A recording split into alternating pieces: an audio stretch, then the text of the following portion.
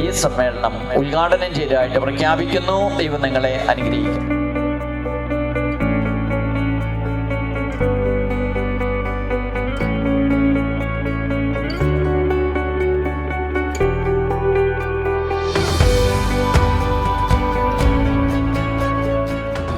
തുടർന്ന് പരിശുദ്ധ പിതാവ് പറയുന്നുണ്ട്, ഒരുപക്ഷെ എല്ലാവരും ചോദിക്കും, എന്തിനു വേണ്ടിയിട്ടാണ് ഇത്തരത്തിലുള്ളൊരു ആർട്ടിഫിഷ്യൽ ഇന്റലിജൻസിന്റെ ഭൗതികമായിട്ടുള്ളൊരു മേഖലയിൽ സഭ ഇടപെടുന്നത്?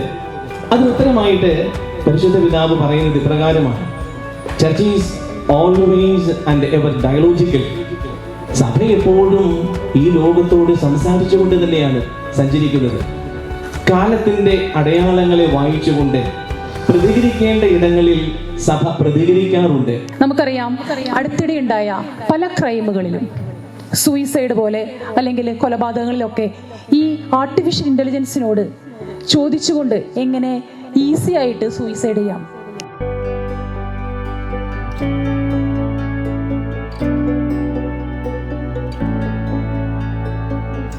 ഒരിക്കലും മനുഷ്യബന്ധങ്ങൾക്കോ ആത്മീയതയ്ക്കോ പകർന്നു നിൽക്കാനാവില്ല.